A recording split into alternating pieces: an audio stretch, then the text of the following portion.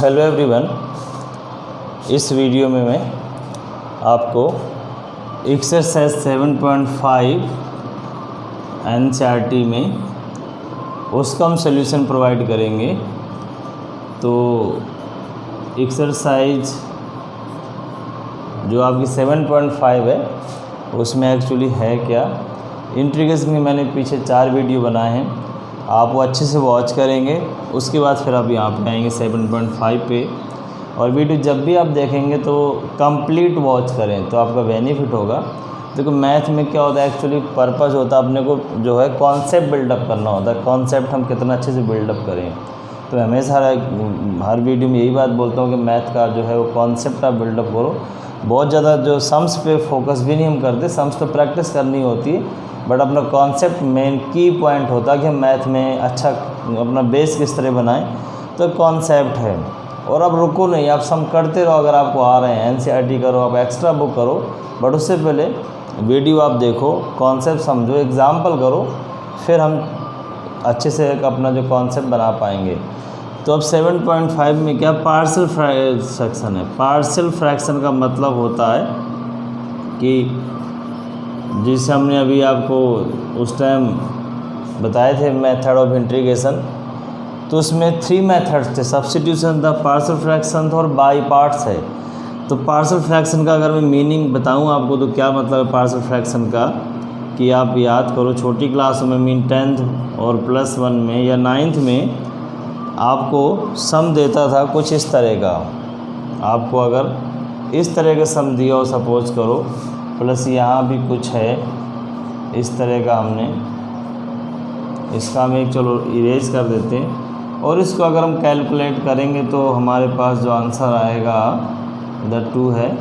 तो कुछ हम एलसीएम लेके इसको मैनेज कर लेंगे, x+2 और 2x+2, कुछ आंसर आ जाएगा ये अपना 3x+4 बाई समथिंग, इस तरह से आएगा। तो ये क्या था, ये होगा रैशनल एक्सप्रेशन। रैशनल एक्सप्रेशन, तो रैशनल एक्सप्रेशन का मतलब ये जो दोनों पार्ट थे ये एक्चुअली फ्रैक्शन में थे, और हमने क्या किया है, हमने इनको चेंज किया रैशनल एक्सप्रेशन में। तो अब हमने एरो चेंज कर दिया। इसका मतलब ये कि हम यहाँ से यहाँ पे चले गए तो हम वापस यहाँ से यहाँ भी तो आ सकते हैं। तो पार्शियल फ्रैक्शन का मीनिंग होता है कि अगर कोई, अब हम ये काम तो जानते थे कि हमें अगर ये दिया हो तो हम ये कर लेते थे, बहुत ईजी था, हम कर भी रहे थे। लेकिन अब हमें उल्टा करना है कि हमें दिया है रैशनल एक्सप्रेशन, उसको लेके आना फ्रैक्शंस में। तो पार्शियल फ्रैक्शन का मीनिंग हो गया splitting rational expression into number of fractions is known as partial fraction. और ये मत सोचो कि कोई इंटीग्रेशन में ही काम आता है, कई जगह और भी काम आता है। पार्शियल फ्रैक्शन का मीनिंग ये हो गया कि आपको जब इस तरह का दिया होगा एक्सप्रेशन तो उसको आपने चेंज करना किसमें, फ्रैक्शंस के अंदर। तो ये हमें काम करना है। तो पहले ये काम करेंगे, फिर हम इंटीग्रेट करेंगे। तो इसके करने कुछ रूल्स हैं, वो रूल्स मैं बता रहा हूँ 1 बाय 1, फिर हम सम डिस्कस करेंगे। तो रूल्स क्या हैं, सबसे जो मेन रूल है कि जब भी आप पार्शियल फ्रैक्शन करोगे तो आप ये चेक करोगे कि जो ऊपर की पावर है, मीन जो डिनोमिनेटर और न्यूमरेटर की पावर है, यानी डिग्री हम बोल सकते हैं, वो हमेशा इस तरह की हो। जैसे मैं एग्जांपल लेता हूँ तब आपको समझ आएगा, ज़्यादा बेटर आएगा। जैसे हम ये, तो हम देखें अगर इसमें डिग्री, तो इसकी डिग्री 1 है, इसकी डिग्री 1 × 1 2, तो ये सही है। मीन डिग्री जो न्यूमरेटर की हो और डिग्री जो डिनोमिनेटर की हो, उनमें कुछ इस तरह का रिलेशन हो कि डिग्री डिनोमिनेटर की हमेशा क्या हो, ज़्यादा हो, न्यूमरेटर की हमेशा कम हो, ऑलवेज इवन इक्वल भी ना हो।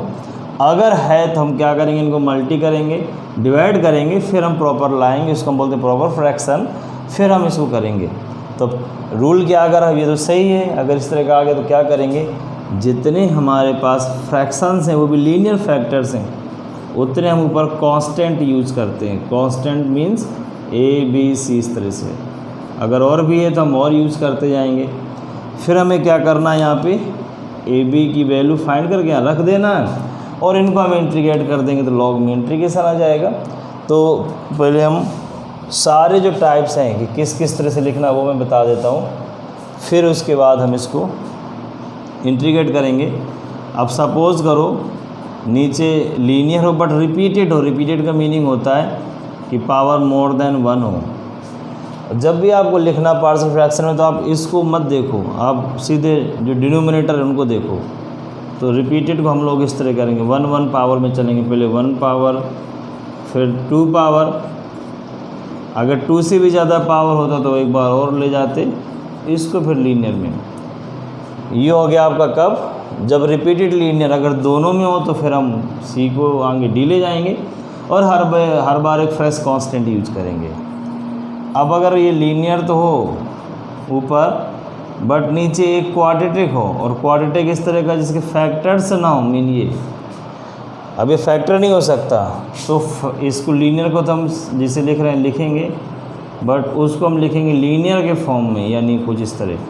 क्वाड्रेटिक का मतलब ये नहीं कि ये हो, ये ax² + bx + c के फॉर्म में हो। तो इस तरह से हम इसको मैनेज कर सकते हैं। ये सब पार्शियल फ्रैक्शन करने के रूल्स हैं।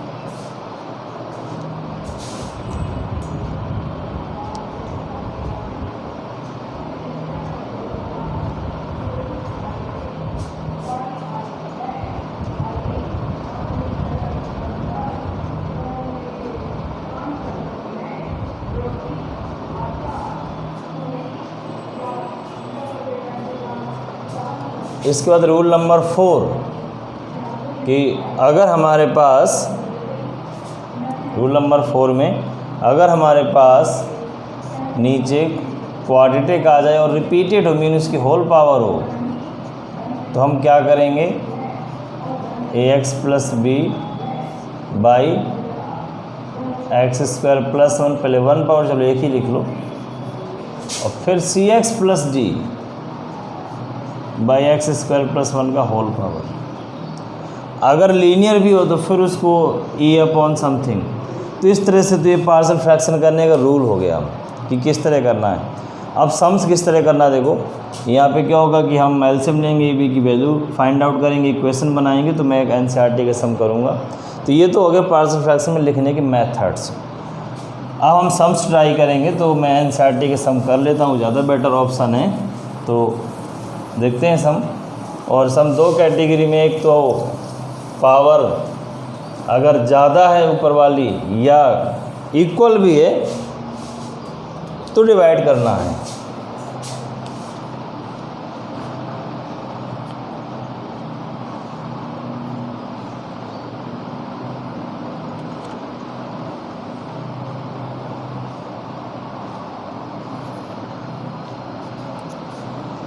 अब आप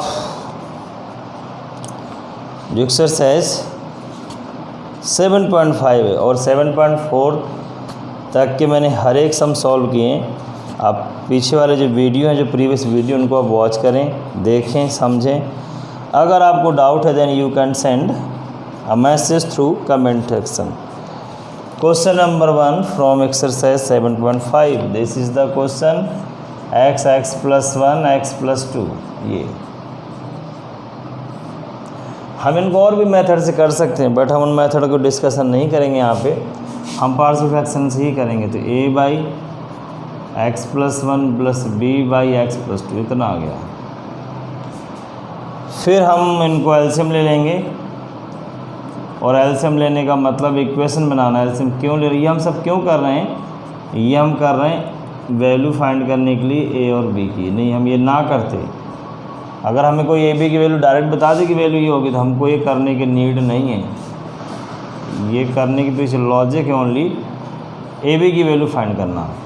ये वहाँ से उसको मल्टी कर देते हैं, और a b की वैल्यू फाइंड करने के लिए दो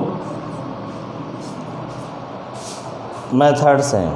एक तो शॉर्टकट है। शॉर्टकट में क्या है, एक कब लगाना, जब ये सारे के सारे लीनियर फैक्टर्स होते हैं। एक बार इनको 0 पुट कर लेंगे, x + 1 = 0, तो x = -1, यहाँ रख देंगे -1, तो -1 = a - 1 + 2, और ये हो जाएगा 0 सारा, तो यहाँ से = आएगा -1।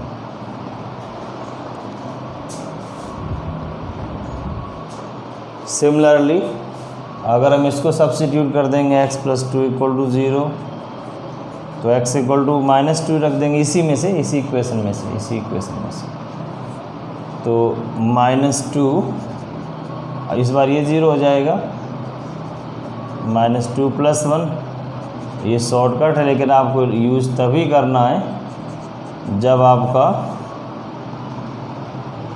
क्वेश्चन हो लीनियर में। अगर लीनियर फैक्टर्स हैं तो आप अप्लाई कर सकते हो। तो इस तरह से AB की वैल्यू आ गई है। अब ये वैल्यू हमें यहाँ सब्स्टिट्यूट कर देना है, यहाँ पे जो हमारा सम था शुरू में स्टार्टिंग में, यहाँ पे यहाँ रख देंगे AB की वैल्यू A इक्वल्स टू जो आया था 1/x + 1 2/x + 2।